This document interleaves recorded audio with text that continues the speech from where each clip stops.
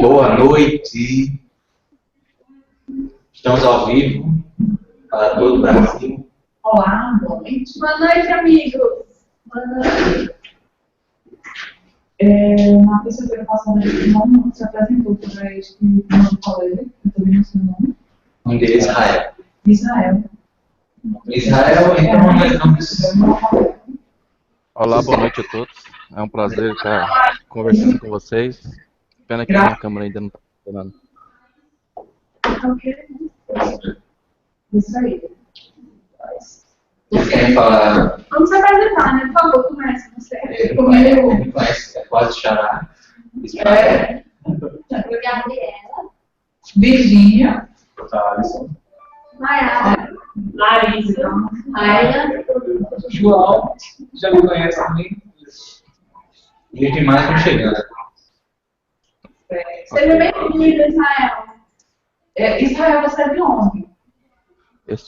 Eu nasci em Londrina, na verdade, mas eu moro aqui em Foz do Iguaçu já há muito tempo já. Eu tenho 48 anos de idade e faz 47 anos que eu moro aqui. Que massa.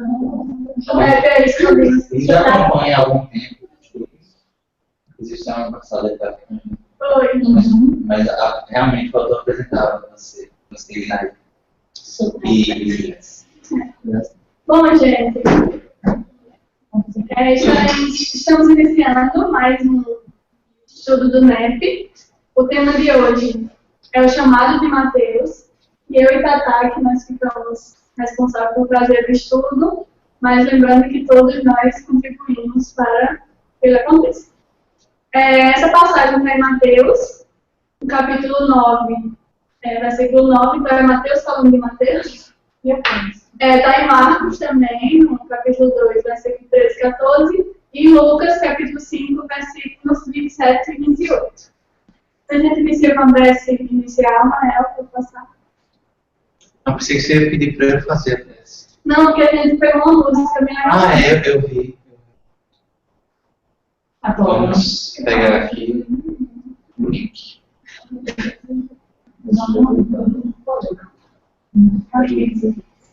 Eu vou passar o link para você, Israel e Regina, poderem ouvir, que infelizmente a gente não pode reproduzir aqui e dar problema de direito autoral toda vez. Então, aí está o link no bate-papo. Confirme se chegou. A gente colocou a letra no nosso slide. Sim, essa música ela fala de entrega, de se entregar a Deus. É justamente a passagem, a entrega de Levi, ou de Mateus, ao sacerdócio, ao discipulado. Com relação ao nome da música, eu fiquei meio em dúvida, porque no vídeo tem Eu Solteiro, mas na hora que eu fui pesquisar a letra, parece outro de Deus, que era de Deus. Mas enfim, né, gente? Sem inglês, na verdade. Mas assim, é muito bonito, a gente copiou no link do YouTube. Não vai fazer nada. Que estranho.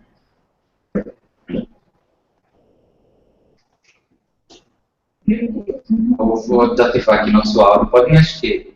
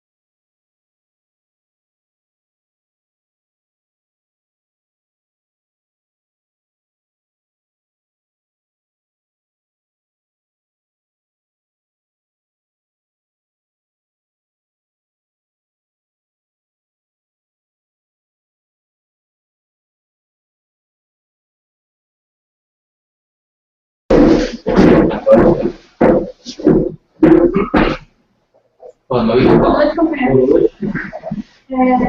Então, a gente vai tratar com essa música, que eu acho que tem tudo a ver com o nosso tema de hoje, essa entrega, essa confiança em Deus. Também é interessante a gente trazer essas músicas de outras religiões, né? A gente tem dois lados, porque a gente crê de forma, a gente diz, costuma dizer, né? Mas os espíritos creem de forma raciocinada. Os dogmáticos creem de uma forma submissa. Então, eles se submetem a Deus no sentido de pertencer a Ele, como ela diz na letra. E Ele rege a sua vida. Na verdade, a criação humana rege a vida dela. A questão de roupa, de como se portar, mas aí tem evolução, cada um tem a religião que precisa. Mas a gente vai estudar as 3 palavras mais adiante, né? Show. Bora passar. Bom, aí tá a nossa perícope de hoje. Dá pra gente ter essa visão geral dos 3 evangelistas. Eu queria pedir para Tom, por favor. É bom para pequenininho, fica tudo. Quando a gente terminar tudo, a gente fizer um método daqui a 50 anos, a gente faz versículo. Daqui a 50 anos. Mateus 9:9, chamado de Mateus. Tradução de Haroldo. Passando adiante dali, Jesus viu um homem chamado Mateus sentado na coletoria e disse-lhe: segue-me. Após levantar-se, ele me seguiu. Vindo de Jerusalém, traduz assim: indo adiante, viu Jesus um homem chamado Mateus sentado na coletoria de impostos e disse-lhe: segue-me. Este, levantando-se, o seguiu. Agora a passagem de Marcos, capítulo 2, versículo 13 e 14, chamado A Vocação de Levi, tradução de Haroldo. Novamente saiu para junto do mar, e toda a turba vinha a ele, e os ensinava. Passando adiante dali, viu Levi, filho de Alfeu, sentado na coletoria, e disse-lhe: segue-me. Após levantar-se, ele seguiu. Viu Jerusalém e disse o seguinte: e tornou a sair para a beira-mar, e toda a multidão ia até ele, e ele os ensinava. Ao passar, viu Levi, filho de Alfeu, sentado na coletoria, e disse-lhe: segue-me. Ele se levantou e seguiu. E a mesma passagem em Lucas, né, capítulo 5, versículo 27 e 28, a vocação de Levi, tradução de Haroldo. Depois disso, saiu e contemplou um publicano de nome Levi, sentado na coletoria, e disse-lhe: segue-me. Após levantar-se e deixar todas as coisas, ele seguia. Bíblia de Jerusalém. Depois disso, saiu e viu um publicano chamado Levi, sentado na coletoria de impostos, e disse-lhe: segue-me. Levantando-se, ele deixou tudo e o seguia. Bom, assim, olhando no primeiro momento, a gente vê que são bastante semelhantes as passagens. Só uma dúvida, esse nome está no Mateus, você falou? Não, isso está em Abril de Jerusalém, porque o de Haroldo, os 3, é o chamado de Mateus. A Chumela pegou o da Bíblia de Jerusalém, até porque os outros 2 eles utilizam o mesmo Levi, né? Aí, enfim. Aí a gente grifou o que tem de diferente em cada evangelista. Primeiro, Mateus, ele é o único que fala Mateus, no nome. Ele fala o nome dele. Marcos, ele é o único que fala junto do mar, ou na beira-mar. Isso é importante. E filho de Alfeu também, ele é o único que fala. E Lucas é o único que toca no nome publicano. E isso a gente vai ver. E outro detalhe, né? Lucas ele fala no imperativo: segue-me, como se Jesus estivesse dando uma ordem a Levi. Os outros são não? Marcos também, segue-me. Não. E Mateus Guarda porque o dele tem uma exclamação.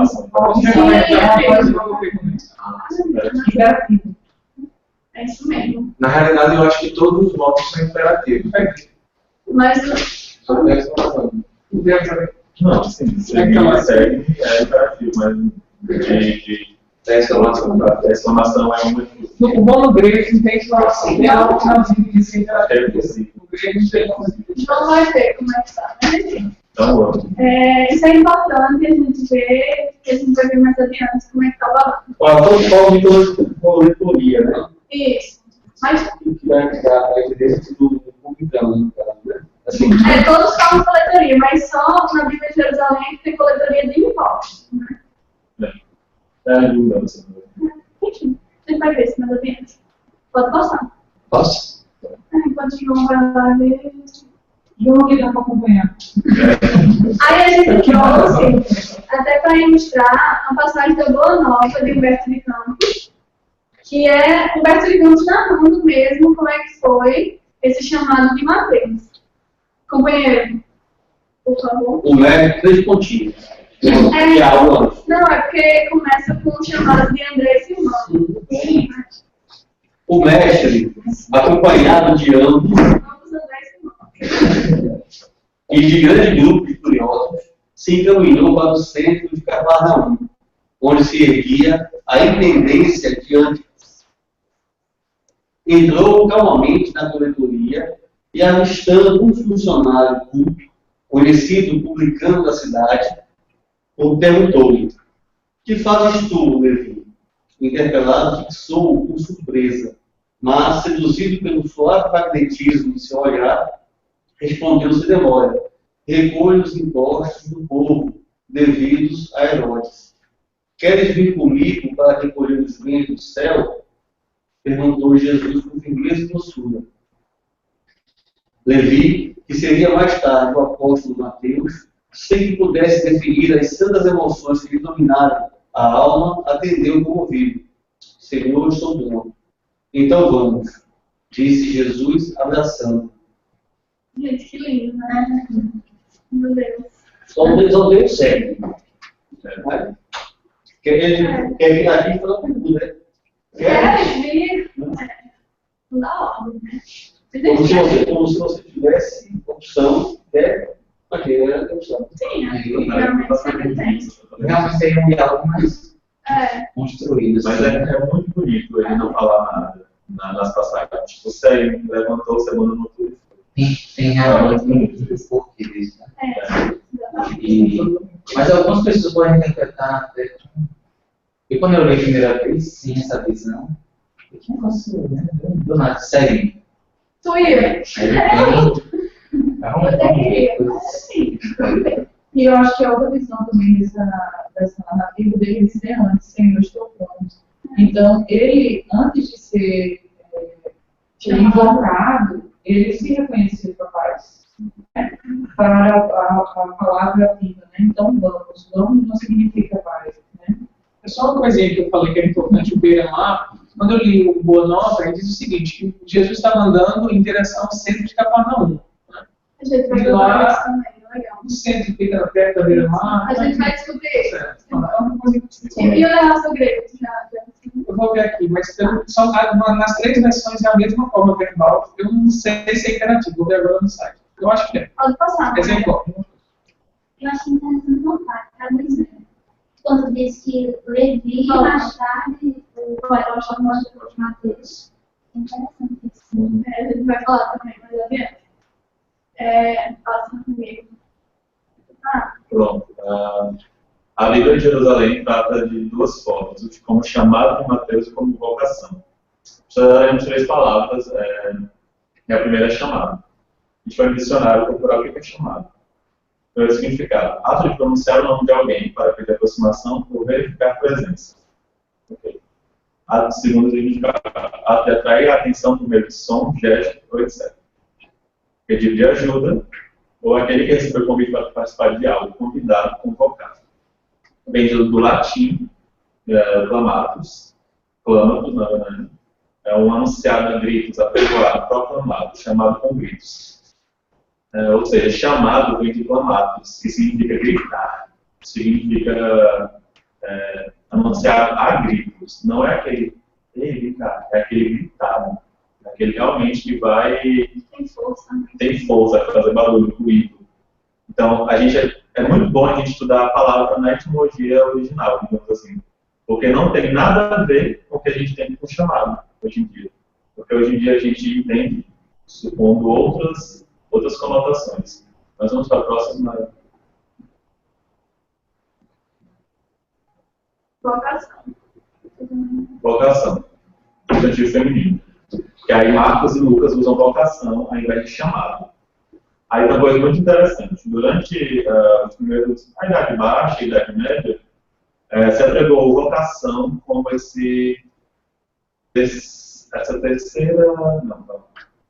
segunda significação, mas vamos lá.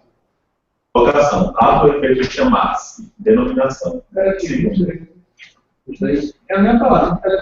Segundo, apelo ou inclinação para o sacerdócio, para a vida religiosa. Essa significação já foi com base nessa passagem. Terceira significação, de posição natural, espontaneamente a pessoa se sente de uma atividade, uma função ou profissão. No quarto já é jurídico, chamando de alguém para exercer certa função obrigatória. No latim, vocação é a ação de chamar.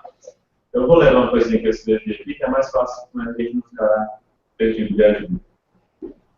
Lucas e Marcos retratam o chamado de Mateus como vocação. Por vocação, entendemos algo que nasce conosco, que nos pertence intimamente. Entretanto, há algo de haver para que esta vocação seja chamada superfície de nossa persona. O que nos retoma o significado original, sem as agregações de cunho popular que nos é bom saber. Esta ação de chamar, que Jesus aplica a Mateus, é o vocativo com que ele desperta, ou seja, chama à tona, publicando para o apostolado. Então, essa vocação de Jesus aplica a ação de chamar Mateus para ele participar da vida do apostolado. Próxima. Entrega. Essa não está na Bíblia, mas eu achei uma palavra muito interessante porque Mateus se entrega. Né? Ele entrega totalmente. Me chamou muito a atenção, ele só levantou e seguiu. Não fala nada, não pergunta nada. Claro, existem várias outras questões. Mas vamos lá, entrega. Ato é feito de entregar-se.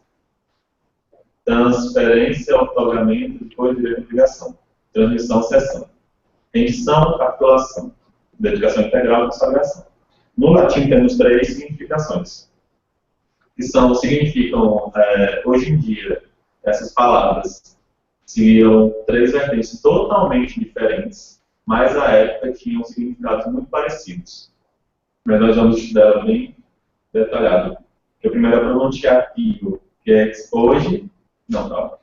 Ela significa entrega. Entrega. Fica mais claro que a sua parte. É entrega. Então, eu entrego algo a alguém. Tipo, eu entrego esse caneta da Maiara. Pronunciativo. O dare é entregar. Eu entrego algo a alguém. E o submito é o entregar-se. O pronunciativo deu origem à pronúncia, é aquele que pronuncia, aquele que entrega. O dare deu razão ao dar, hoje em dia. E o submito, que é o mais interessante, que é o ato de entregar-se, deu origem à palavra submissão. No ED a gente tratou sobre isso, submissão. De você se submeter a alguma coisa. Qual a diferença de entregar para entrega e entregar-se? Submeter, nós no Espiritismo temos uma coisa bem interessante, porque eu fui criado na igreja dogmática. Então você entende os apóstolos como pessoas escolhidas que você não vai ser nunca, porque você não estava perto de Jesus. Mas você tem que se submeter a Jesus, a Deus, de alguma forma. Então você tem que se submeter de forma cega, irracional e se doar totalmente aquilo mesmo que lhe magoe. Quanto mais me magoar, mais me doer, melhor. Então esse foi o Deus que eu fui criado. E chega no Espiritismo e entendi a submissão como uma submissão calma. Você se entrega porque você sabe que você não pode lutar contra as leis naturais, as leis divinas, né? E você vive com isso, vai doer, mas você sabe que não é. Tem um porquê de doer, entende? Então é muito interessante, porque 3 palavras muito distintas hoje em dia, que é a pronunciação, o dar e o submeter-se, significavam à época a mesma coisa. Eram paralelos muito próximos.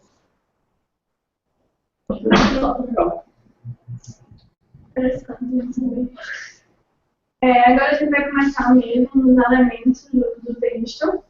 E primeiro, Diego, por favor. Ontem, 2 lugares disputam o assento da antiga cidade de Cafarnaum, distanciadas entre si por 4.630 metros. Um ao norte, com o nome de Tel-Rum, e outro ao sul chamado de Khan-Minie, ou Minia. Cada um destes pontos conserva vestígios de ter sido a antiga cidade. Existia em Cafarnaum uma coletoria para receber os impostos do governo do Império. Se era para coletar as caravanas que passavam de Damasco para o Mediterrâneo, o local da cobrança devia ser em Khan-Minie. Porém, se a taxa de imposto caía sobre os produtos dos moinhos e das searas, a cidade devia estar situada perto das cachoeiras e dos famosos campos de trigo nas vizinhanças de Talmud. O que isso quer dizer? É o seguinte. É tipo uma cidade de pedágio, né? Exatamente. Só que o que acontece? Eu não sei se vocês sabiam, eu já tenho ouvido falar, mas enfim, que hoje em dia as pessoas não sabem, os pesquisadores estudiosos, onde ficou realmente Cafarnaum, onde era a atual localização. Aí, e não quer que isso interesse pra gente. Primeiramente, porque a nossa passagem ela acontece em Cafarnaum, certo? Na coletoria. Aí, e São Marcos, como o João falou, São Marcos ele fala da beira-mar. Então, se essa coletoria está próxima ali do mar, então Cafarnaum seria ali. Então, mas se for, como o pastorino vem falar, que era justamente para colher os impostos de quem passava pelo estado de Damasco para o Mediterrâneo, aí seria em Khan-Minie. Então fica nisso aí. Isso vai influenciar também em Mateus, porque alguns, a gente vai ver mais adiante, falam que ele era um simples coletor de impostos, e outros vão dizer que ele estava mais para a gente aduaneiro, para recolher a questão lá dos portos, as mercadorias. E a se não me engano, Haroldo colocou nota, né? Dizendo que era comum a coletoria ser perto do mar, porque já tinha contato com o próximo slide. Porque a maioria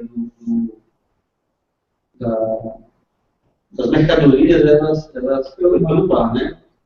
Mas mar que é mar da Galileia, lembrando isso. Não é Sim. É mar da Galileia. Mas só para eu entender. Não entendi legal. Cafarnaum teria sido uma das duas cidades do local. Isso, exatamente. Hoje em dia, Cafarnaum, naquela época, ele está Ele se localizado nessa cidade. Que estão 4,5 km aí. Que distancia de 4 quilômetros uma da outra. Aí, como não se sabe onde está Cafarnaum hoje em dia, aí fica nessa. Será que a coletoria lá no centro da cidade, como diz o Mestre Campos, ou era no mar? Só uma pergunta. E já se pressupõe que só haveria uma coletoria nessa região? Bom, pelo que estão dizendo aí, só uma mesmo. Eu queria entender o porquê que assim, seria só uma coletoria, né? Por exemplo, se tivesse duas rotas de comércio, teria uma. Mas depois a gente vai ver a questão dos publicanos, aí lá explica melhor isso. Mas vamos passar. Vai. Chegou esse Talmud que está ali. Ele pegou do Talmud essa. Foi nosso amigo deles, cara. Sim, mas pode ter. Teria pego do Talmud alguma facilidade, né? Ele poderia colocar entre parênteses para comparar com o Lucas 19, né? O Talmud está citando a referência que a gente vai encontrar a informação. É porque ele falou onde o Talmud é mais simples. Mas passa por tem figuras, viu, gente? O estudo de maioridade só tem figuras. Aí, olha pra gente, por favor. Onde? Beira-mar, o mar da Galileia, o lar de Tibérias. Bíblia de Jerusalém. Coletoria, literatura, né? Literalmente? Coletoria de impostos. Provavelmente os coletores ficavam perto da praia, a fim de recolher os tributos dos navios que chegavam à Galileia, provenientes do lado oriental do lago. Novo Testamento. Essa é a nota que a Haroldo põe no Novo Testamento. Agora passa. A gente já. Aí, pastor, ele vem trazer uma outra. Cafarnaum, situado nas fronteiras do domínio de Herodes Antipas com o de Felipe, tinha um posto aduaneiro que era importante, porque ficava no entroncamento das estradas que ligavam Damasco ao Mediterrâneo e ao Egito. Pastorinho. Ou seja, Queimado ainda. não, eu procurei muito, mas não rolou nada. Será que não tem ali no Atos? Já tá com o nome, é a acusação. Pior do que pornografia. Mas pior que eu procurei muito, eu queria muito também. Uma lágrima agora. Posso passar? Pode passar. Agora vamos ver quem foi Mateus, não é mesmo? Que é o personagem principal do nosso estudo. Mateus. O Novo Testamento grego diz João.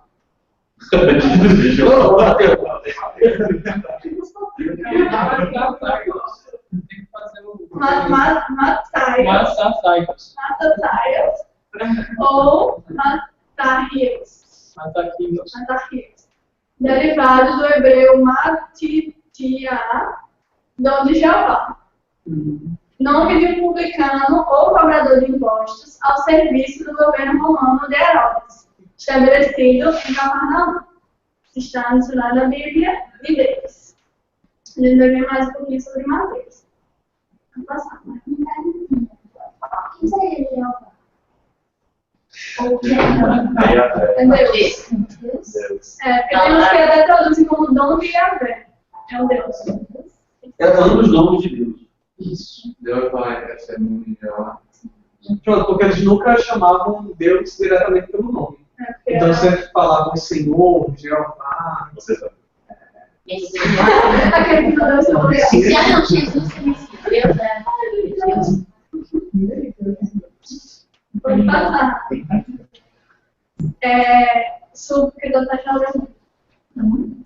Que por Mateus. Levi pode ter sido um coletor de impostos a serviço de Herodes, instalado no escritório em Cafarnaum. É mais provável que fosse um agente aduaneiro cobrando impostos sobre importações, isto é, mercadorias que eram descarregadas nessa cidade e seguiam um caminho a partir daí transportadas por importantes rotas comerciais da vizinhança. Mas ainda que os pescadores dispunham ele de um emprego seguro e próspero que abandonou para atender ao chamado de Jesus. Funcionários da alfândega eram empregados na administração civil de Herodes. Eles ganhavam um salário e não era provável que voltassem ao trabalho uma vez que o deixavam, especialmente sendo tão rápido assim. Comentário do Salmo. Era provável que voltasse. Que não é provável. É, porque ele abandonou tão rápido assim que não é provável que ele fosse retornar ao emprego dele. Entende? E ele levantou-se e seguiu esse. E é engraçado porque Ele não aviso prévio, sabe? o publicano ele também era odiado, né? Sim, sim. A gente vai ver. Era mais odiado. É assim, tipo. Aí já viu isso? Que era um pedreiro, né? Ela por ainda ensina uma coisa que eles mais detestavam, que era ser dominado. Ser dominado, ainda tem que. O próprio Kenneth Lee, né, naquela parábola de Jesus, quando ele vai falar sobre essa característica bem social dos judeus, né? Ele dizia que era praticamente um ato de desonra você perder dinheiro para o estrangeiro. E aí não só ele está perdendo dinheiro para o estrangeiro, como ele está retirando dinheiro dos hebreus para dar para o estrangeiro. Então é uma coisa bem delicada. Né? Exato. Ainda tinha fama do desvio, né? A gente vai ver. Agora, ele já percebeu que ele precisar e que ele ganhava bem. Ele tinha um emprego. Ele era o único que era alfabetizado, era apóstolo 2 Que era o quê? Alfabetizado, já. Ele era o mais curto. É mais curto. Olha, provavelmente, né, eu acho que ele, o Judas Iscariotes, talvez também fosse sem completamente, talvez sejam esses dois que fossem. Mas se diz que o mais curto realmente é ele. Então, gente, quando Roma foi dominada, a gente fala coletor de imposto, em hebreu, coletor de imposto, como assim? Quando Roma dominou, ela, digamos assim, vendeu sessões, para que uma pessoa pudesse escolher a daquela sessão e devolver dinheiro para Roma. Então, a pessoa comprava essa sessão, digamos assim, não é comprar, gente, é como se fosse ceder. E ela contratava pessoas para, é quase ali também, para cobrar imposto para ela. Então, André, tá bom. Então, André a renda e eu vou cobrar imposto para ele. Então, Mateus era uma dessas pessoas. Por que ele era tão odiado? Porque era um hebreu traindo seu povo, cobrando o dinheiro dele, servindo a Roma. E eles tinham uma série de restrições. Então, a gente vai falar sobre não dar troco. Então, tipo, se eu não tenho dinheiro completo, eu não vou, tipo, R$2, aí eu só tenho, tipo, R$3. Eu não vou receber o troco dele, porque é o dinheiro impuro. Se eu, tipo, você é o valor de impostos, e eu estou te devendo R$2, aí eu tenho uma suposta nota de R$3 para te pagar. Então, tipo, se eu te pagar com a nota de R$3 e você for me devolver R$1, eu não vou aceitar, porque é o dinheiro impuro. Então, existe uma série de restrições em cima desses publicanos, em cima dessas pessoas que cobravam impostos. Eles eram realmente a margem, totalmente a margem. Pergunta, essa volta do troco, vocês acham que vai dar quem? Seguinte, pronto, arrendada. Tipo, superado. Gasolina, por exemplo, o barril está cobrando, está custando $27. $27 o barril. O governo compra por tanto. Ele vai vender aqui a R$4, mas o custo inicial foi tipo R$2. Para chegar aqui custou R$3. O dono do posto vai cobrar acima daquilo. E o governo vai botar acima. Então, Roma cobrava tipo X, o arrendatário ia cobrar Y acima. E o cara que estava recebendo dinheiro ia comprar X acima. Então, cada um ganhava a sua parte. Dinheiro. Vamos lá. Bom, esse slide ele realmente mostra que ele tinha um emprego bom, né? Ele ganhava bem. E também era um emprego confortável para ele, que aí no finalzinho ele fala que ele realmente não era provável que ele voltasse, porque ele foi embora, não pediu a visita para ele, nada, foi embora. Então, assim, foi na fé mesmo. É isso, foi passar. Ainda tem mais sobre Mateus. E a Bifinha, por favor. Sobre essa sua pergunta. A sua pergunta. Mateus. Era comum entre os judeus usarem dois nomes. Por isso, é provável que ele se chamasse a princípio pelos dois nomes, ou que o nome de Mateus lhe fosse dado depois da sua conversão, como aconteceu com Simão, que ficou chamando Pedro. E por Levi Mateus, né? Ele era Levi antes, aí Mateus foi depois. Paulo. Raquel. Estamos falando de coisa.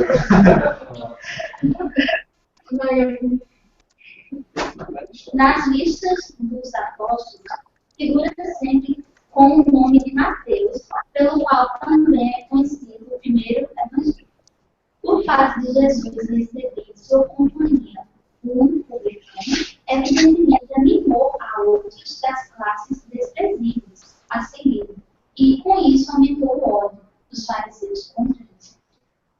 Dicionário da Bíblia. Interessante esse final, né? Realmente, porque como eles eram à margem da sociedade, aí vem Jesus quebrando aí os paradigmas do segue-me. Aí a galera que também estava na mesma situação e achou que era totalmente condenada, também se animou para seguir Jesus. É como se Jesus chegasse hoje e chamasse o pior ladrão para um grande ladrão aí para fazer parte. Então, o povo que se considerava santo, ele vai tipo, meu Deus, o que você está fazendo? E esse finalzinho do ódio dos fariseus, ele está mais evidente na próxima passagem que é a de Paulo, né, Beto? Não deve ter nem começado, mas que é a do banquete na casa do Levi, né? Não. Não sei. Para a segunda batalha. Não, é a próxima reunião. Ah, sim. Próprio estudo. Próximo estudo, que é o do banquete na casa do Levi, que é a continuação disso aí. Ah, entendi. Isso. Não. publicano. Eram assim chamados, na antiga Roma, os cavalheiros arrendatários das taxas públicas, incumbidos da cobrança dos impostos e das rendas de toda espécie, quer em Roma mesma, quer nas outras partes do Império. Os riscos a que estavam sujeitos faziam que os olhos se fechassem para as riquezas que muitas vezes adquiriam, e que, da parte de alguns, eram frutos das exações e de lucros escandalosos. O nome de publicano se estendeu mais tarde a todos os que superintendiam os dinheiros públicos e aos agentes subalternos. Realmente ficou um nome bem pejorativo, mas que aí ele fala da questão da corrupção, né? Que Kardec fala de uma maneira assim, bem elaborada, mas que fazia com que os olhos se fechassem para as riquezas. Então, a gente vai ver, tem mais slides sobre o publicano. Isso aí é notícias históricas. Posso dar? Essa parte é interessante. O meu segundo é sobre o... É o banquete na casa dele, viu? Sim. É? Tudo acontece, às vezes dá aquele ensinamento. Vou chegar lá. Sou eu? Vamos lá. Mais uma vez publicano. Consistia sua função em comprar do governo o direito de cobrar os impostos, pagando antecipadamente de seu bolso a importância orçada pelo Tesouro, e ficando a seu risco ser reembolsada pelos particulares. Paga a soma total ao governo, o coletor distribuía seus agentes para cobrar taxas de pedágios, de trânsito de mercadorias, de caravanas, do comércio, de alfândegas, etc., de todo o distrito de que lhe estava afeto. O que conseguiste cobrar era seu, inclusive se havia sempre superado. Eita! Alguns mais afortunados compravam os impostos de uma província inteira, sendo então chefe de publicanos, como era o caso de Zaqueu. Não, mas isso aqui é pior ainda, ele é chefe e mandar publicano.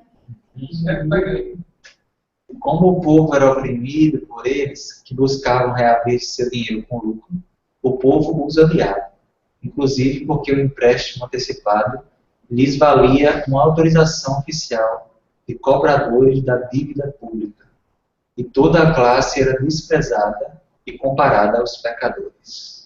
Então, é aquilo que Tata falou das sessões, né? Que Roma cedia, aí vinha o publicano e comprava essa sessão, e daí ele começava a cobrar das pessoas. Ele pagava antecipado, e aí começava a cobrar das pessoas, só que, obviamente, queria tirar o lucro disso, então, às vezes, extorquia mesmo o dinheiro das pessoas. Era complicado. Até também uma terceirização da cobrança de imposto, né? Aí, a gente te vende por um preço bacana e você cobra o que você quiser. Engraçado que naquela época já tinha isso, né? Mas o que é interessante é porque não tem um rendimento fixo. Ele poderia ter altas, poderia ter altas, e pagar escassez. Então, o risco do negócio é fazer com que ele tivesse alternativas. Não, porque ele não pagava um valor X, aí ele diz assim, ele teria um risco de não reaver aquele dinheiro que ele pagou inicialmente. Então, valeria para ele se aquele local vai passar X caravanas, se a colheita não foi matéria-prima X, HY ia passar. Então, o valor que ele também poderia estar impondo isso era o desespero de chegar perto do final do mês e não ter cumprido aquela cartela de lucro que ele queria. Então, no final do mês ele cobrava um valor. E para o início do mês ele cobrava outro, entendeu? Porque achava que ia render mais transeuntes, mais mercadores, e não aconteceu. Não, olha só, tem todo comércio, todas as ações, quanto maior o risco, né, maior os valores, assim, as possibilidades que você tem para ganhar como perder. Né? No caso desse aí, se você faz hoje uma comparação com um agiota, né? O agiota, ele cobra caro, né? Porque ele tem o risco da inadimplência, não é uma coisa oficial, não tem como ele cobrar. Se ele for cobrar na justiça, ele é preso, porque ele está de um ato legal. Né? Então, ele cobra taxas elevadíssimas para poder compensar o risco de inadimplência que existe. Né? E claro, tem uns que vão utilizar de outras ameaças, enfim. Né?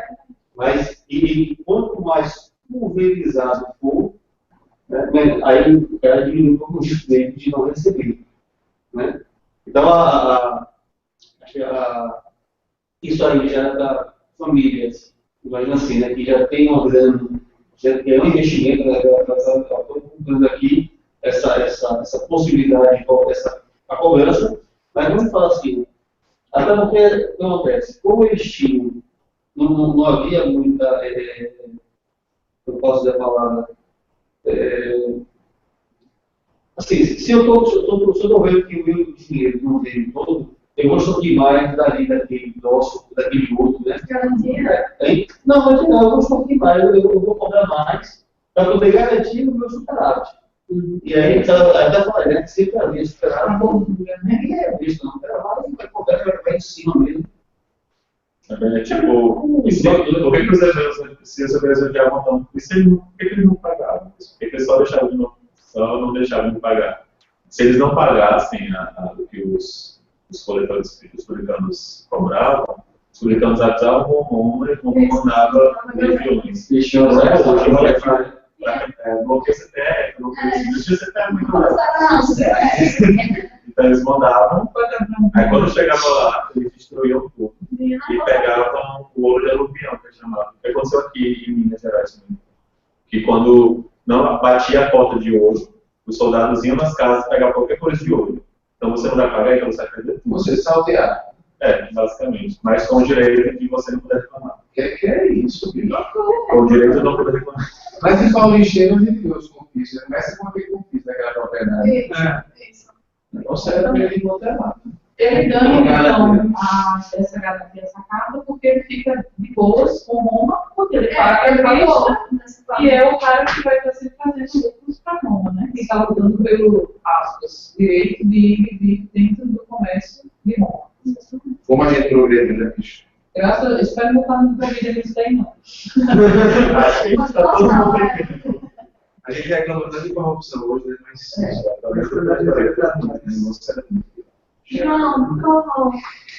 Você lembra que Kardec fala com relação à igualdade do remuno e uma unidade pouco adiantada normalmente, né? O direito é a força. Não deu mulher. Uma mulher, nesse caso, tem da relação de homem com o exército, com os dominados, né? A força determina. O que ela faz isso. Vamos lá, quem publicano? Uma passagem chama.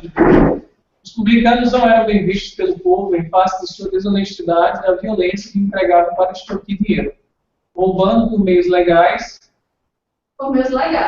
viúvas e outras pessoas destituídas. Alguns deles lesavam ao próprio governo com relatórios falsos, aceitando suborno. Esses homens eram classificados entre as prostitutas e os pecadores da classe mais vil. E, novamente, um trecho de Kardec do Evangelho. Os judeus, pois, abominavam o imposto. E, como consequência, todos os que eram encarregados de arrecadá-lo. Donde a aversão que votavam aos publicanos de todas as categorias, entre os quais podiam encontrar as pessoas muito estimáveis, mas que, em virtude das suas funções, eram desprezadas, assim como os que com elas mantinham relações, os quais se viam atingidos pela mesma reprovação. Isso. Agora, aquela questão lá em cima não, lá em cima que fala lesavam ao próprio governo, isso já dá um entendimento de que a relação não é só aquela, né, para o adiantado, talvez. Né? Tinha outras relações também de você. É porque eu muito da página, a gente vai ver mais na frente a questão do tributo, que eles cobravam de várias coisas, tinha tanto das mercadorias, quanto por pessoa, por propriedade, tinha muita coisa. E tinha também dois governos paralelos, de certa forma, né? Porque você tem a representação de Roma e você tem as lideranças locais. Exatamente. Então você danar o governo nesse sentido, né? Os representantes do... E é importante a gente perceber, porque foi Roma que fundou a forma que a gente vive hoje. Presidente, a Roma, né, o governo central, governadores, governo local, prefeitos, governo regional e local. Então, Roma que fundou isso. Então, o governo central tem um que articula e outro que governa o local. Maior. Se o pessoal da internet quiser participar também, fica à vontade. Vai aí. Não, calma, só uma coisa antes. Tributo. Quem instituiu foi 3.000 anos antes de Cristo no Egito. O faraó passava de 2 em 2 anos recolhendo impostos sobre papiro, calcário, pedra, tudo. Então surgiu lá o tributo, pelo menos é a primeira prova que a gente tem escrito. E também é usado na Bíblia, né? Mas José do Egito. Dareis a quinta parte, a faraó, a fantástica, a quarta parte, eu mencionei para os filhos. Então o tributo é uma coisa que está muito antiga. Já vem muito antes de Roma, muito antes, que foi para subjugar o povo. Então Roma chegava e para empobrecer o povo, para se enriquecer, porque o dinheiro era sustentado era mandado para Roma, para sustentar Roma, para o povo, os romanos viverem, enquanto os hebreus eram subjugados. Então, sem dinheiro, quanto menos dinheiro, menos poder, menos capacidade de rebelião. Então, era uma forma perfeitamente, ela era muito fixa, muito forte, de subjugar o povo. Até, por que Roma caiu? Porque a própria cidade caiu, não foi a forma do governo. Mas ela lá deu a ideia do pessoal na internet ler também. Eu assisti na semana passada no live.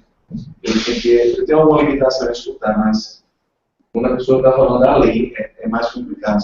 Eu tinha a sugestão, não sei se agora vai dar no vídeo, vocês precisam colocar aí para cá, para ficar perto do microfone. Mas não sei se o pessoal está de boa na lagoa. Tem o pessoal que falou que tá bom. Então, quer dizer que hoje eu estou testando um programinha que eu baixei para exercício com ele. Ah, foi? Esse bichinho aqui, ó. Embora. Assim, era uma coletoria de impostos. Eu fui procurar impostos nos dicionários e tinha lá, tipo, tributo. Então, eu acredito que seja sinônimo. Hoje em dia não é sinônimo, né? Já que tributo ele é o gênero, imposto é uma espécie de tributo. Mas eu vou contar as contribuições sociais. Baixa lei.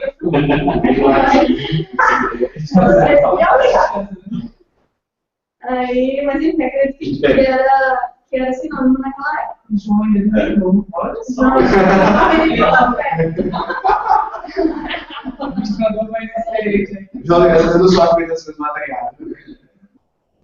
E aí, o pessoal da internet quer ler? Eu vou pedir então. Bota aí a carinha deles. Então, Jesus, Antônio, Giana, Israel e Regina. Antônio, Essa presença tá ótima, né? eu não sei se ele está aí, que ele estava de sair. Mas vou pedir para o Israel. Israel, você se incomodaria de ler? Israel, Quer que eu leia? Isso, se possível. Estamos te ouvindo.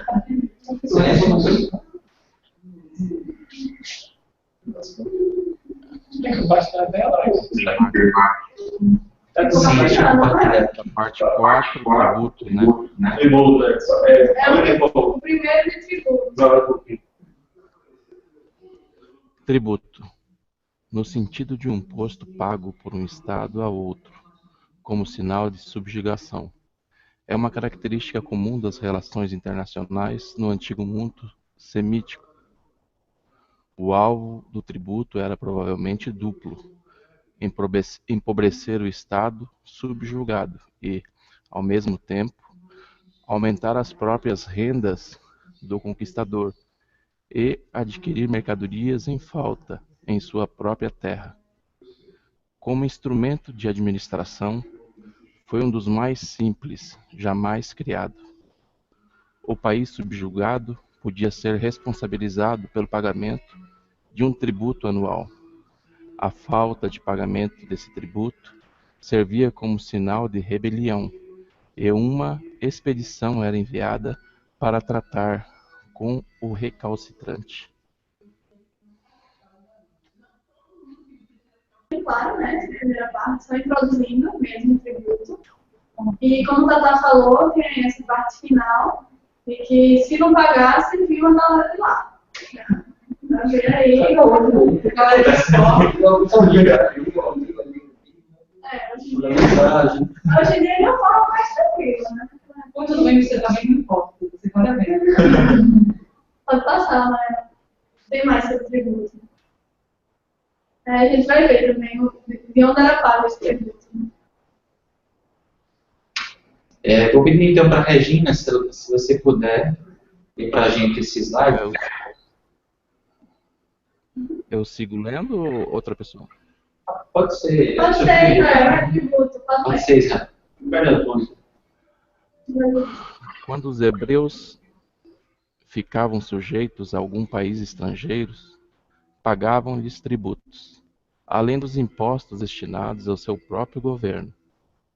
Logo que os romanos se apoderaram da Judéia, introduziram nela o sistema financeiro do império, que consistia na cobrança, por meio de exatores ou publicanos, dos impostos sobre, primeiro, o solo, pago em espécie ou em dinheiro.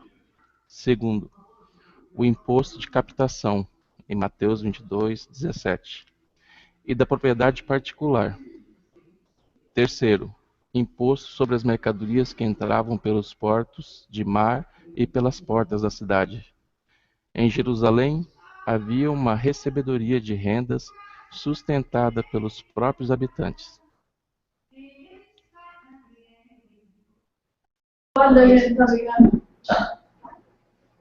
Bom, e ele já tinha adiantado isso nesse primeiro parágrafo, que tinha que pagar tanto os tributos a Roma quanto ao governo local. Então, já tinha isso. E aí a gente vê que realmente, como o Paulo falou, semelhante ao que é hoje. Então, você pagava por cabeça, pela propriedade, pelo que entrava, por importação. Enfim, um bocado de coisa. A pergunta é, isso é imposto apenas para a galerinha ok, pessoas isentas, ou todo mundo era todo mundo nesse lugar? Todo mundo era todo mundo. Como foi a pergunta? Se existia a isenção para os que tinham tudo. Olha, privilégio sempre existiu. Né? Então, ele é alguém que. Eu quero trabalhar no estudo, enfim, aí você tem várias situações. Mas, no geral, todo mundo pagava. E no final ele fala da coletoria, né, que era realmente abastecida pelos próprios habitantes de lá. Tem que pagar imposto. Talvez as próprias pessoas ligadas ao imperador não pagassem. Geralmente é assim. Não, temos peixe. Porque quando ele fala Público, assim... né, ninguém sabe se o público pagava. O cidadão romano Mas porque quando ele diz ali, ele comprava até as coisas que ele faltava na cidade. Então, como uma forma de suprir a sua necessidade, não a necessidade do povo. Né? E se ele tivesse interesse de venda depois, aquilo ali lá dentro mesmo já seria consumido. Então, ele era não só um cobrador, mas um cara que estava ligado dentro do que estava entrando e o que estava faltando na cidade. Não, mas assim, mas existia antigamente uma administração da sociedade, da cidade, né? A questão das construções mesmo, né? O próprio governo ela foi que uma série de questões que nós utilizamos hoje, os esgotos, uma série de coisas que, então havia uma manutenção por parte que era coletada, seria da. Isso diz você, Paulo. Isso é tinha, né? Pão também é possível. Enfim, você tem uma série de coisas que. Mas era como ainda hoje é assim, né? A maioria dos governantes, pelo bonito, pelo muito que a gente ainda tem, eles privilegiam, né, os seus e a população ela não vê aquele retorno devido. Naquela época, coisa devia ser mais gritante ainda. Porque além do não retorno, você ainda tinha realmente a extorsão, você tinha a privação, você tinha o assassinato. Falou também, né? Roubava governos legais porque eles tinham essa autorização. Não era moral, mas legal era. O Mário que não estava nesse negócio. O Mário que não estava nesse negócio. Desse jeito, então. Isso aqui, né? Está a gente também. Tá daí pra baixo. Para daí para baixo mesmo. Comigo. Já gostou do tributo? E aí, Israel continua, né? Tributo. Eu sou o último slide. Deixa eu ver aqui. Israel, cansou de ler, amigo? Estou indo. Não, quer que eu continue? Pensei que ia. Por favor. Gente, aí não tem. Pode terminar? Por favor. Pode sim, cara.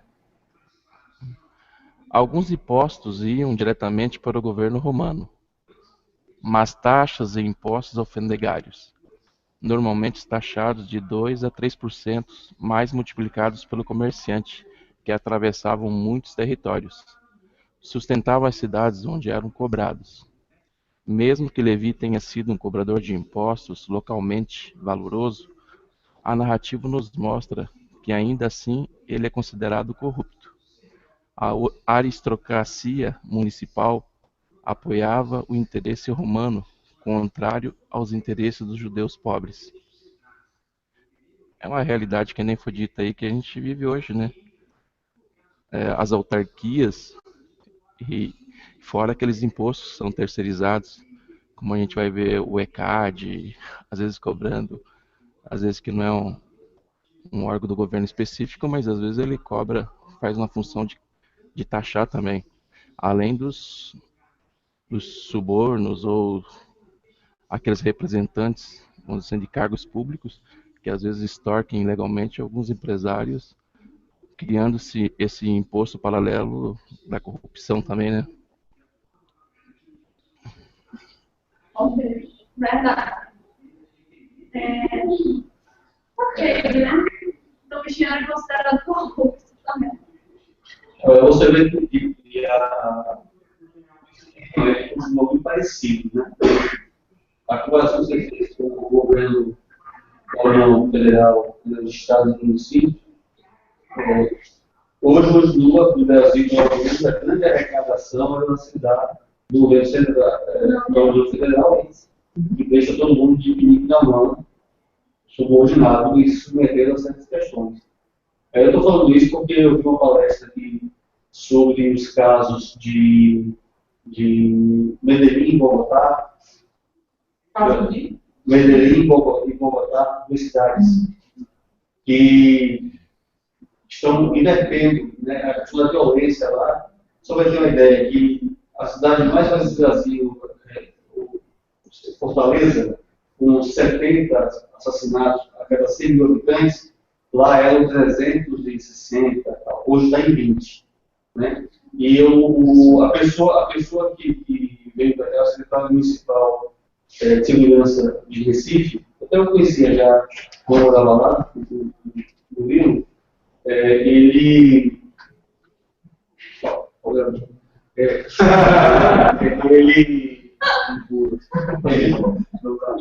não vai participar do sorteio, ele está solteiro, né? Então, sorteio assim, quem vai receber esse mês? Já não vai passar desse sorteio. Mas ele diz o seguinte, que ele já foi lá umas 20 e poucas vezes, ele lançou um livro, né, as lições de Medellín e Bogotá, e falando como lá a mudança, eles têm lá, há alguns anos já, um plano, como se fosse o diretor, até 2030. Então, se ele o prefeito que assumir, você tem um compromisso. É chamado política de Estado. Exato, é do governo. Mas o que é mais interessante é o poder que o município do prefeito tem. Estou dizendo do nosso aqui. A parte, por exemplo, de esgoto, né, a Cageva nossa, é do município, né, a parte da telefonia vai ser do município, tudo que é arrecadado disso aí, eles investem nessa questão. E aí tem uma série de aspectos, né, que o desejo de uma comunidade, você colocar. De autonomia. Não, as praças de convivência, biblioteca, as crianças estudam de manhã, estão na biblioteca à tarde, estudam à tarde, estão na biblioteca de manhã. Tem uma série de coisas, né, com segurança. Não, tem E a questão da corrupção, por isso inicial, ele tem benefício para todos os familiares dele. E se ele perde, se ele é envolvido em alguma corrupção, algum ato ilícito, ele perde emprego e todos os familiares perdem o benefício. Então há um controle familiar em cima do... Né? Então, assim, tem uma série de lições, mas assim, demonstrando que esse governo municipal, que está mais próximo da gente, deveria ter um poder maior. A gente ainda, de Roma, a gente tem aqui ainda esse modelo de semelhante. E que há muitas possibilidades da corrupção e de não chegar até a gente, não chegar aqui e todo mundo pegou um pedaço. Né? A China de forma assim. Muito interessante, é um exemplo. Realmente vale a pena ver esse exemplo.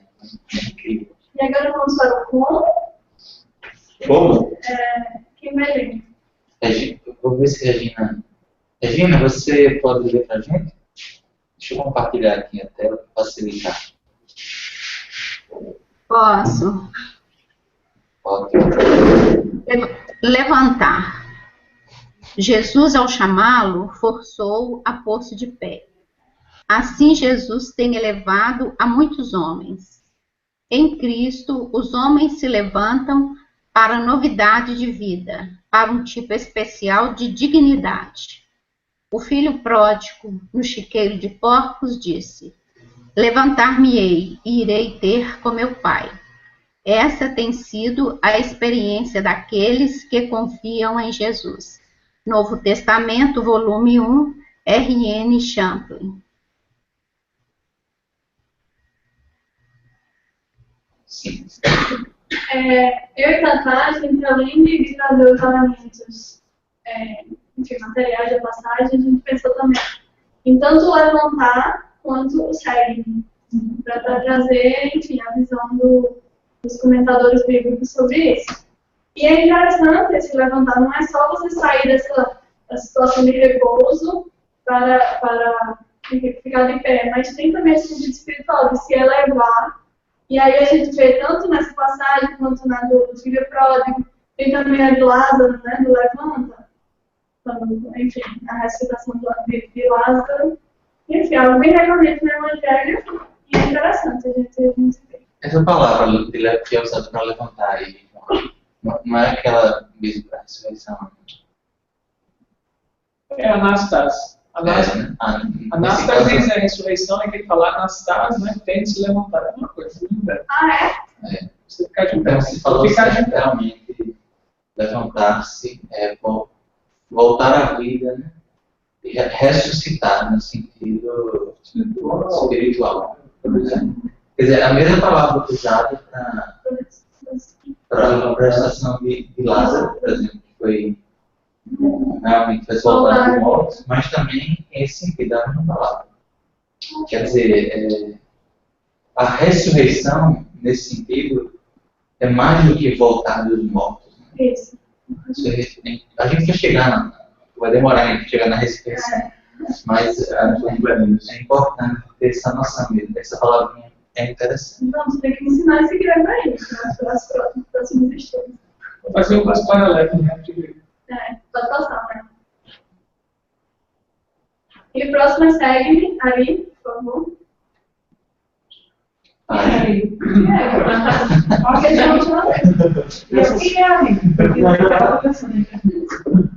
Essas palavras, segue, têm sido usadas com muita razão, por muitas vezes como sumário do discipulado cristão. Novo Testamento chama. A expressão segue-me, dita por Jesus a Mateus, ou a outra, vos farei pescadores de homens, direcionada a Pedro, André, João e a Tiago Maior, são, antes de tudo, uma amorável convocação ao trabalho do bem, cumprindo assim o que fora combinado com eles anteriormente nos planos do Espírito. Significa dizer também que quem aceitasse o seu jugo estaria salvo. E essa interpretação da postilha do EAD. Feito pelo nosso Honório Nobre. Bom, esse daí vai lá falando o seguinte, né? Mas quis colocar agora porque só tinha esse pouquinho. Eu já queria estudar mais. É pra gente sair, né? O clima. Tá certo. a sua semana toda no tema. Então, legal, né? Segue. Vamos lá, pode passar. Essa parte agora a gente pensou em passar mais rápido, porque foram coisas que já foram vistas, né? Não por mim, mas por vocês que iniciaram o estudo do NEP. Isso é bom vocês terem colocado aqui e resgatado, porque não foi bem isso. Exatamente. Aí falando sobre os evangelistas, né? Aí a gente colocou, mas eu acho que a parte mais importante, obviamente, essa parte. A gente só vai dar uma lida mesmo, mas para os comentários ficar mais pro final dos comentários bíblicos. Ok? A gente passar essa parte rápida. Só resgate. Nesse caso, você. Eu posso ler? Eu leio rápido. Vamos lá. Aspectos relevantes do Evangelho de Mateus. A língua de Mateus redigiu o seu Evangelho para os hebreus, quer dizer, não o hebraico no sentido escrito, que era a língua sacra do Antigo Testamento. Mas antes, o dialeto popular do tempo de Cristo, chamado aramaico, o Celestino falou disso, alguém prestou atenção? Segundo o testemunho de Irineu, Orígenes e outros, destinava-se o primeiro evangelho aos judeus cristãos da Palestina. O fim primário, visado pelo evangelho em questão, consiste em demonstrar que na pessoa de Jesus apareceu realmente o Messias predito pelos profetas e que o reino messiânico achou a sua realização na mensagem de Cristo. Bem necessária era essa demonstração, porque a maior parte dos judeus esperava o Messias cercado de esplendores mundanos, um soberano político que sujeitasse os pagãos ao cetro de Israel e inaugurasse uma nova era de brilho e prosperidade temporal.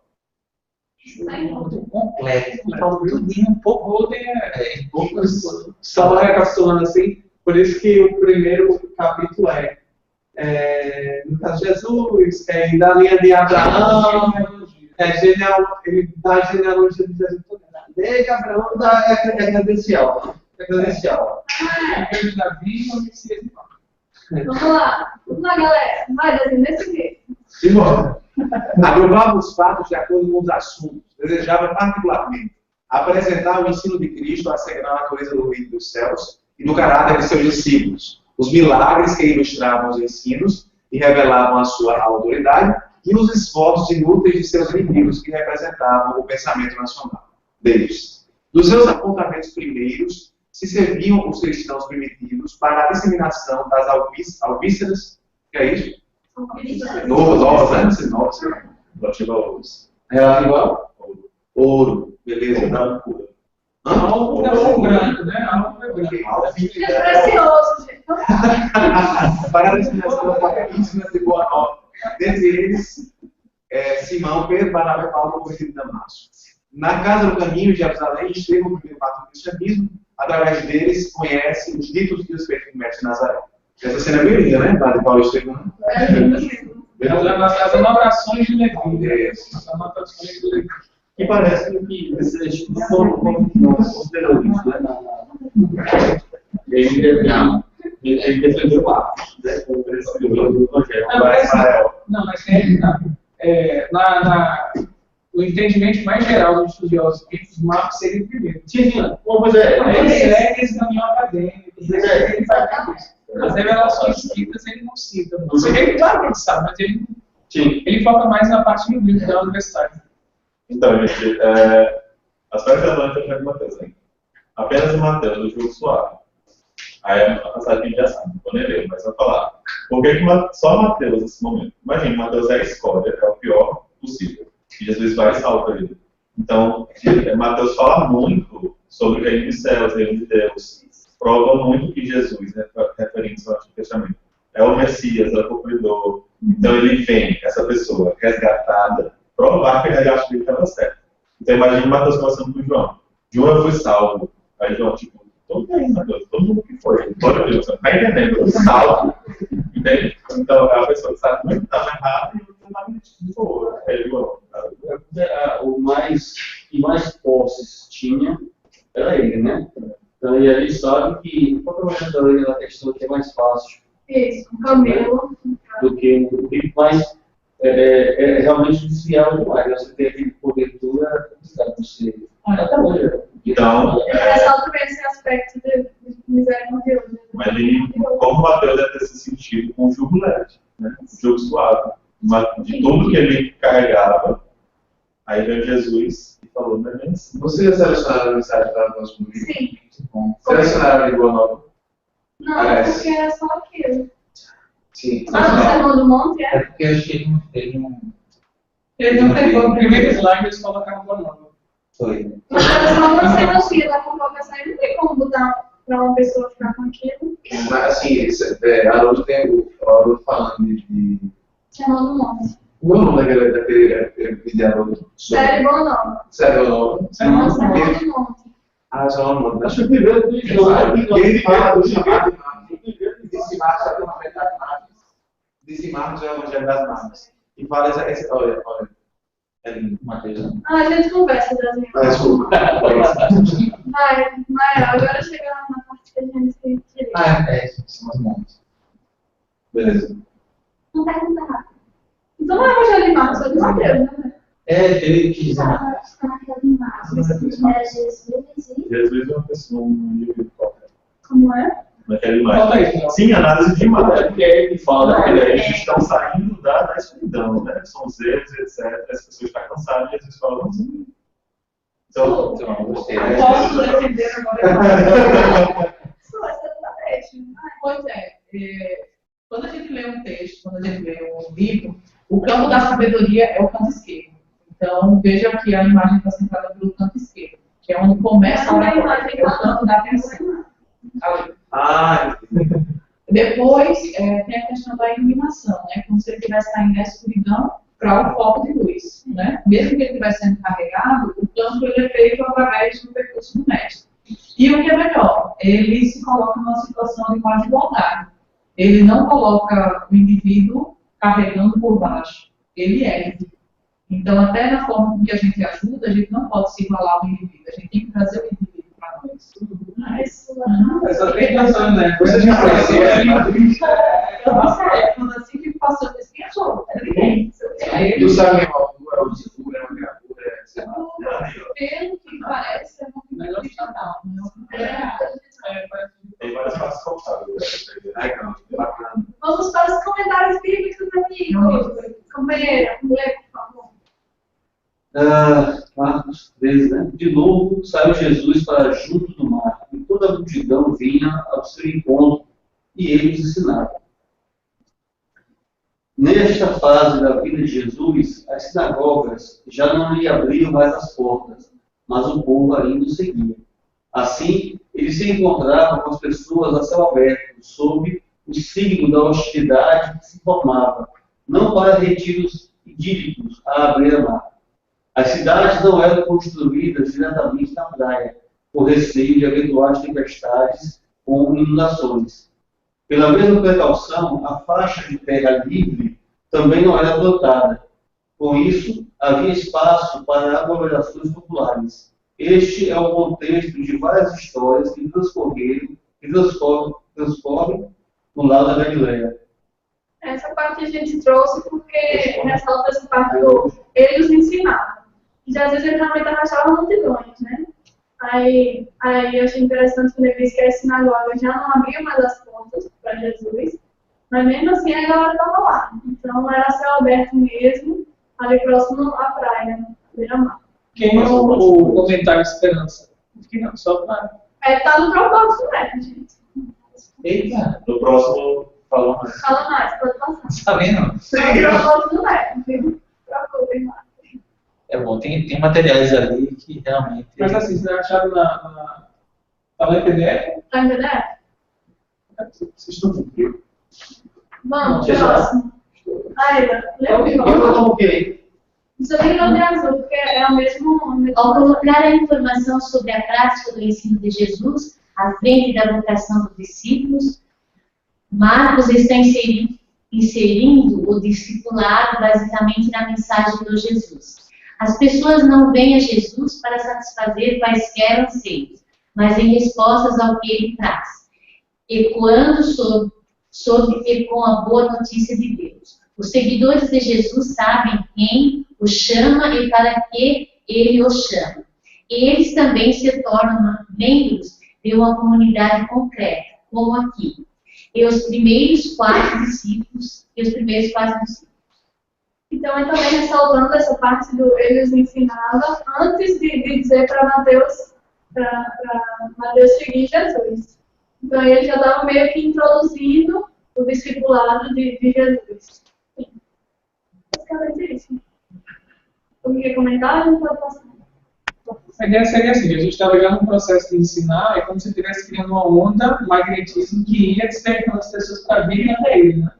E até poderia responder também a forma súbita que Mateus se entrega. A gente sabe que, com certeza, havia um planejamento espiritual, né? Ele já estava ali elencado entre aqueles que seriam pessoas mais próximas. Só que eu achei interessante esse comentário por isso, porque Jesus já estava em ação, como se estivesse criando um campo para as pessoas virem, né? Uma fonte ali de atração das pessoas. Talvez ele já tenha ouvido falar. Nesse próximo slide a gente vê com o chão. Tinha algo já criado ali no campo. Poderíamos dizer que esse caso de Mateus, Levi, em termos de transformação, seria o segundo depois de Paulo Ariel, tem Maria Tem Madalena também. Estava um pouco Agora, embora o Mateus quem acompanhou, né, já tem sido ele. Tem a notícia de desafio depois, como é que mas eu lembrei agora que no seminário foi sobre Madalena que você falou, que na verdade não seria prostituta, que isso foi uma questão posterior de difamação, enfim, né? Não foi licença. Não, a academia tem isso, né? Porque se você vai, quando a gente chegar para ver, quando cita das mulheres, vai dizer assim, Madalena, aquela da qual Jesus expulsou 7 espíritos imundos. E não diz que ela era prostituta. Os evangelhos gnósticos não só não diz que ela não era, como a exaltam muito, como sendo muito sábia, Jesus só revelava segredos a ela. E aí depois, na igreja, que algum sacerdote vai dizer que ela era prostituta e criou sua tradição no catolicismo, sabe? Mas nos textos evangélicos não fala que ela era prostituta. Agora, Boanova fala, e Joana também fala, né? Isso aqui não é a mulher da planejamento. É porque eu falo que, assim... É outra confusão. É outra desse aí. É outra Maria.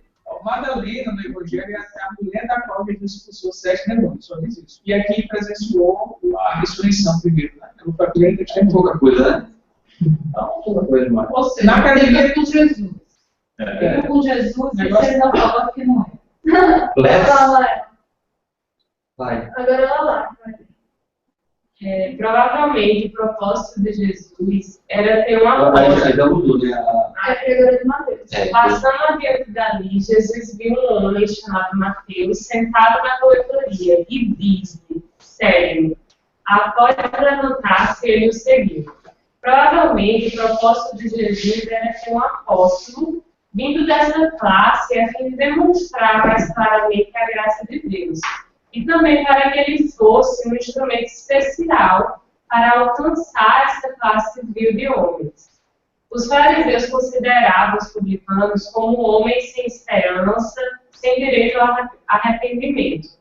Jesus mostrou que não há quem não possa arrepender-se e que do meio dos homens mais vis, Deus pode tirar quem quiser para ser usado especialmente. Só uma coisinha, eu fiquei só para comparar, se fosse hoje em dia, era como se Jesus tivesse chamado um político do Congresso Nacional.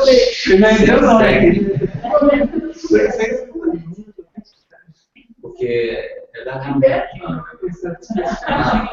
sem nome. Tem mais verdade. Eu estava pensando na mesma coisa. Segue-me e seguiu. Mateus conhecia a vida de Jesus, pois provavelmente manteve contato anterior com ele, posto que morava na mesma cidade. Certamente estava a par dos milagres e talvez tivesse ouvido Jesus pregar na sinagoga. Talvez já tivesse pensado muito sobre a autoridade de Jesus e desejasse ser seu discípulo.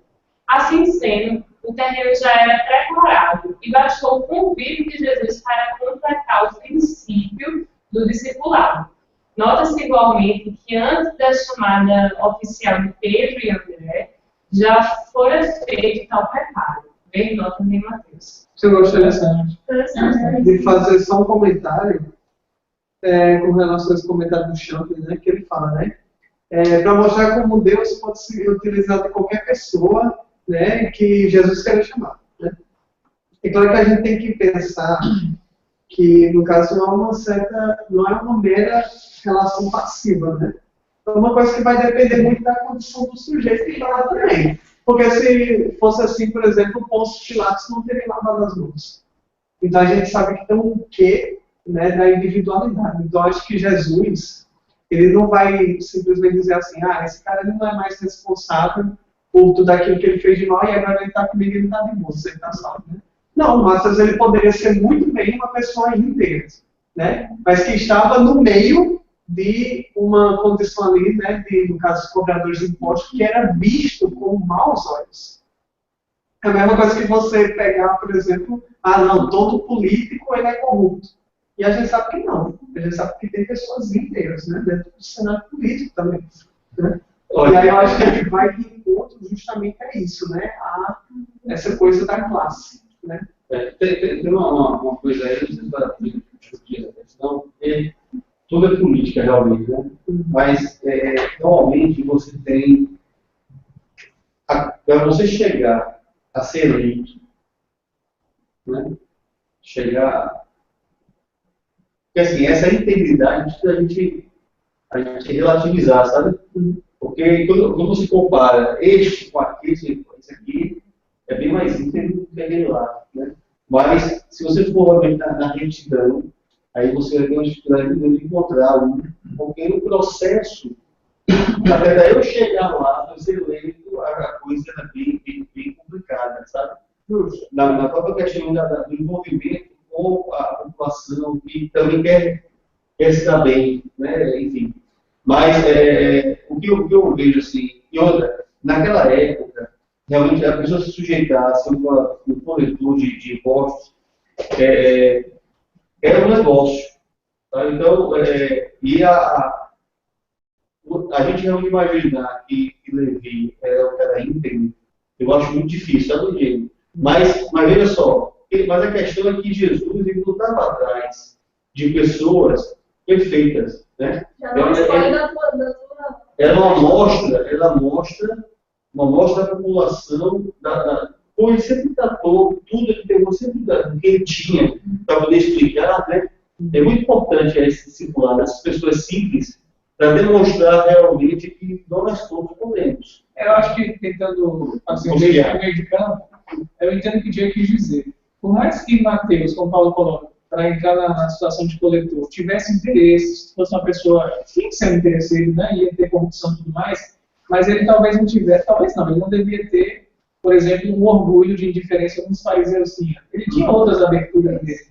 E quando viu Jesus, ele se sensibilizou nessas outras aberturas a ponto de abandonar a corrupção que ele tinha. Eu vejo assim, alguma coisa na alma dele já estava maleável, já estava... A gente vai falar sobre isso. Porque o orgulhoso total como fariseu não tinha nada, não dava nenhuma chancezinha para ele. Como Mateus estava quando ele foi chamado. E Madalena, né, que conta a história, tinha lá, se fosse realmente prostituta e tudo mais, mas tinha sensibilidade já maior. Então, quando encontra Jesus, preenche esse vazio que tinha nela.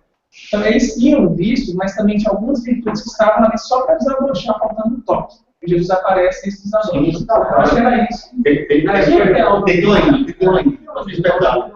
Uma mistura de virtude de vista dos dois. Os fariseus estavam orgulhosos, né? E fechados as coisas, né? Gente, então, faltava.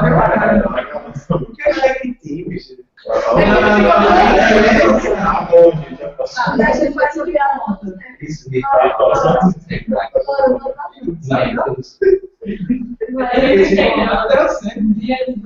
lá, sou eu. Marcos 14. Em um momento qualquer, indo para a beira do lago ou voltando, aconteceu o encontro com Levi. Quando ia passando, viu a Levi, filho de Alfeu, sentado na coletoria. Ele não era chefe dos cobradores de impostos, como Zaqueu, com empregados trabalhando para ele. Ele atendia o público sentado atrás de uma mesa, exigia pagamentos e passava recibos. Podemos dar um outro sentido a esse sentado. Ele estava estabelecido e arraigado neste negócio, cobrador por dentro e por fora, que sabia que cada passante queria mandá-lo para o inferno. Mas agora passou este, que era bem diferente, trazendo consigo o reinado de Deus. Este o vê e disse-lhe, segue-me. Ele se levantou e o seguiu. A estrutura básica de todos os chamados inclui a menção de Jesus passando em frente e vendo, identificação por nome, origem e profissão. Por fim, também o rompimento, o dispor-se e a execução da ordem. Olhando para 10, 17, porém, nos precaveremos contra o mal entendido de que o chamado de Jesus é um poder mecânico que vem sobre nós. O jovem rico ficou contrariado e não seguiu, mas retirou-se. E Levi não deu um salto sem mais nem menos, como um marionete, mas ouviu e obedeceu com toda a sua vontade. O que a gente falou, que poder magnético já existia. Mas se a pessoa começasse alguma coisa para vibrar, não ia seguir. Né? Esse comentário, essa estrutura aí, ela é muito interessante. E Haroldo traz ela no livro Parábolas de Jesus, né? O nome, falando o nome. Que é a estrutura, que ele fala até como se fosse um gênero literário específico, que é algum chamamento do. Aí quem puder ler, vale a pena, porque realmente é isso, né? Pegar a parte da hora. Interessante isso.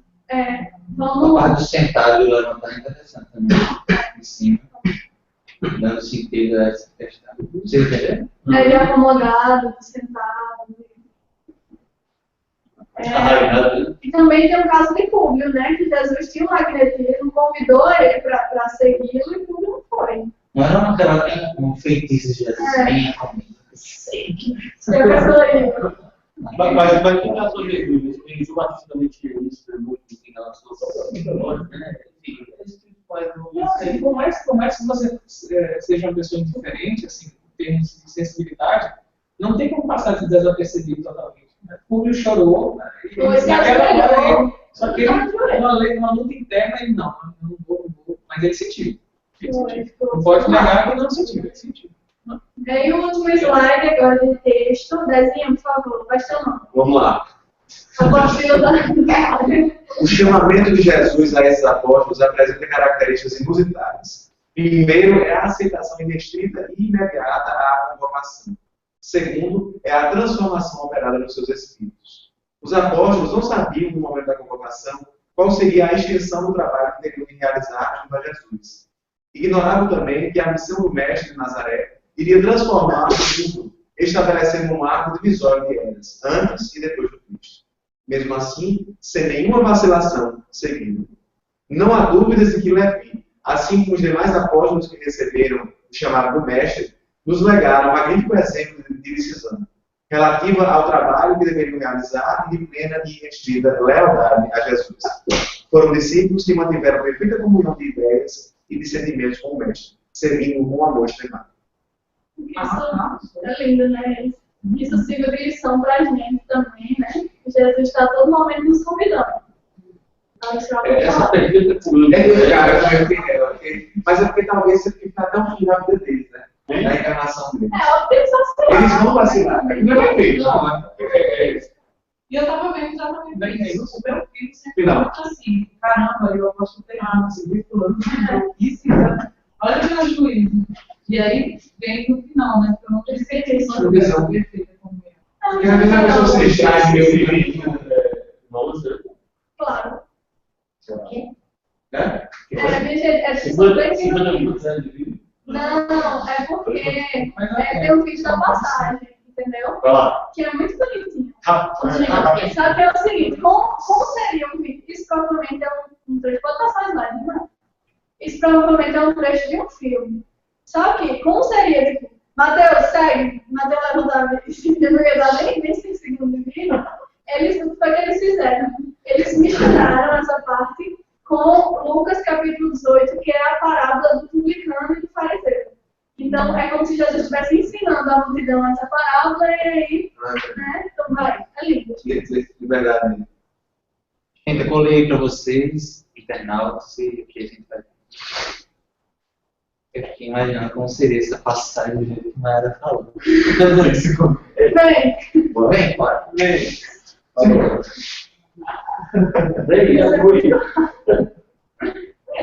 Podem assistir.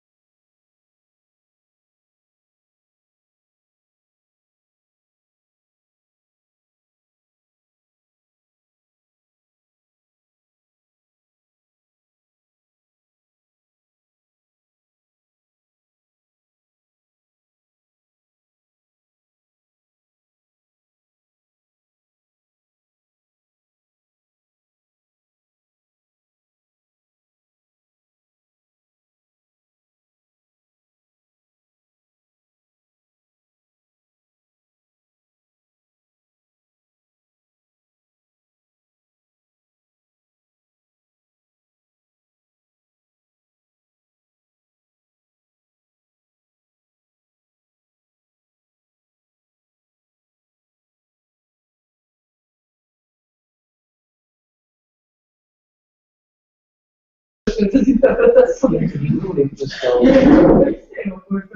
Ah, foi lindo demais. Eles são outros. Muito bom. E para finalizar, eu só queria falar bem rapidinho. Esse é Mateus. Falar sobre essa entrega. Uma coisa que eu escrevi aqui fica mais fácil de falar. A entrega movida por Mateus a seguir Jesus é incomensurável às olhos de quem vê. Podemos somente supor, ainda que pobremente, o sentimento com o qual Mateus estava impregnado e o que o fez seguir o Cristo. O que nos faz pensar, saberia Mateus ser Jesus o Cristo? Pergunta fácil, pobre, bobo, se entendemos a força, magnetismo, exalado por Jesus. Mas o que realmente deve perguntar é, poderia Jesus saber que Mateus o seguiria? Pergunta igualmente pobre, se entendemos a ciência daquele que formou a terra por sua vontade. Entretanto, não levamos em conta o livre-arbítrio na última consideração, que nos leva a perguntar novamente. E agora respondemos. Jesus via em Mateus a entrega. Jesus não chamaria se houvesse a mínima questão de dúvida neste quesito. Poderia então ter recusado Mateus? Claramente, ao livre-arbítrio. Mas havia essa possibilidade? Absolutamente não. Mateus estava já qual pássaro a planar, entregue às correntes de ar, sendo o Cristo o vento que direciona. Sendo assim, Jesus apenas soprou nas suas asas, que alçaram um voo, diferentemente daqueles que relutavam com Cristo em sair do chão.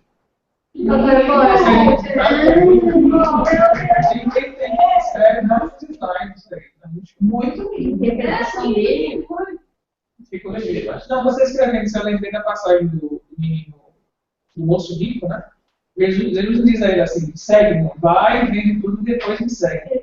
Então ele sabia que ele ainda tinha esse problema do dinheiro, né? Ele não via nele ainda emprego total. Muito bom, muito bem percebido. Gente, então esse foi o nosso estudo. Só não ganhou 10 no mapa, falta pra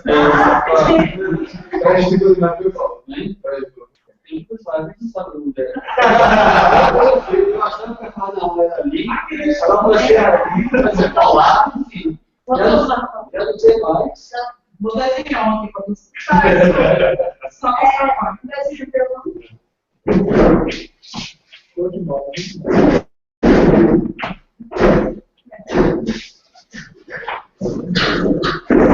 Quem matéria de habilidade, tá? Se você achar o. Oito. Enquanto André vai afirmar, gente, eu fui subir uma questão hoje. Olha aqui.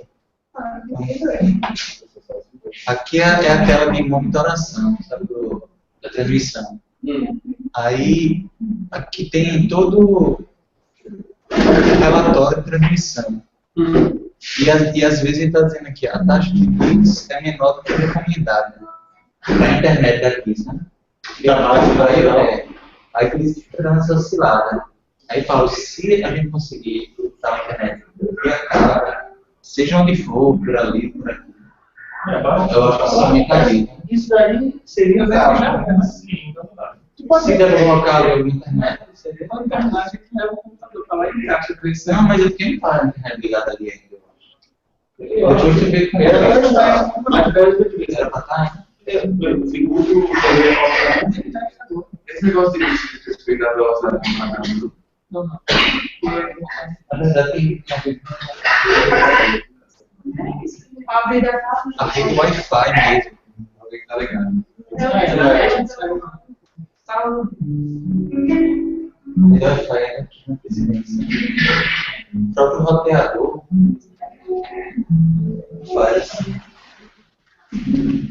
essa oscilação na internet. Se for a cabo, deve diminuir essa oscilação. Porque os nossos celulares não tem isso bem. Coloca a imagem não de Mateus, né? Menina, cheio de imagem. Eu gosto disso. Vai faltando, Sim. Gente, parem, não achei. Mas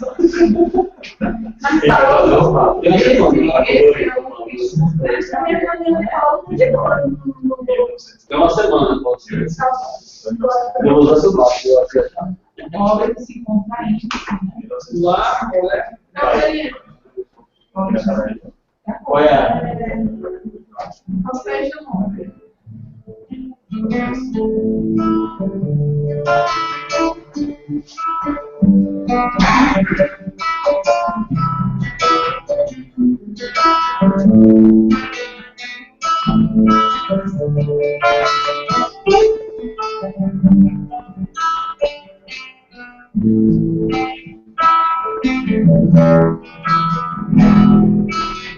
sentimento me ronda.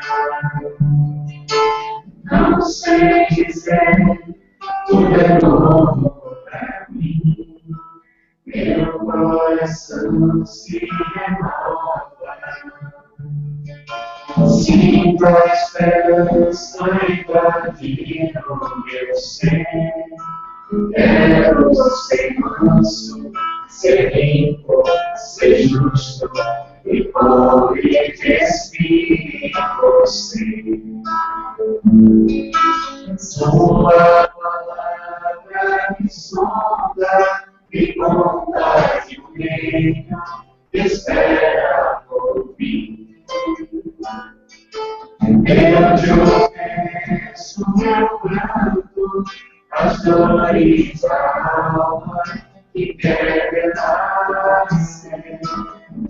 Eu ouvi tua voz, eu falar,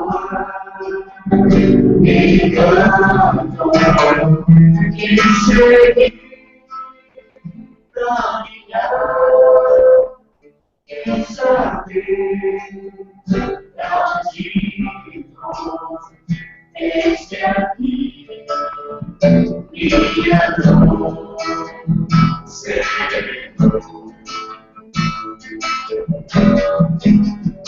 Eu ouvi tua voz, eu falar, e canto, que segui caminhar, quem sabe onde vou, este aqui, minha dor, sereno. Nossa, que lindo. Essa sala eu nossa, é lindo. Bem legal, não foi isso?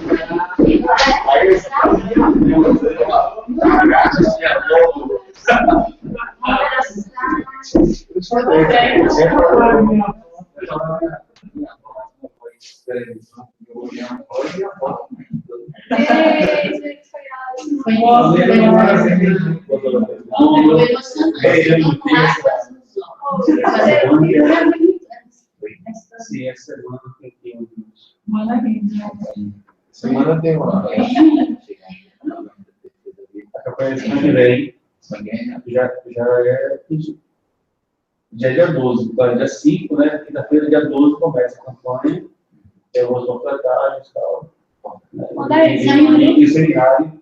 O seminário é importante, assim, eu sei que o Evangelho lá vai ser na quinta-feira à noite, no UNP, com a Luiz Garcia, que vem lá de Brasília, e a doutora Emílio Cefania e Denise Garcia. Ela, Emílio Cefania e aborto. Quando é? Dia 12, a quinta-feira, às 7h30 da noite. Agora, quinta-feira, agora outro. E amanhã, né, Paulinho? Oi? Amanhã. Amanhã quê? Lá no Sim, assim, amanhã no mês, de alguns vocês também sabendo também, vai ter um diálogo lá com a sua. Boa noite, gente. Boa noite. Olha.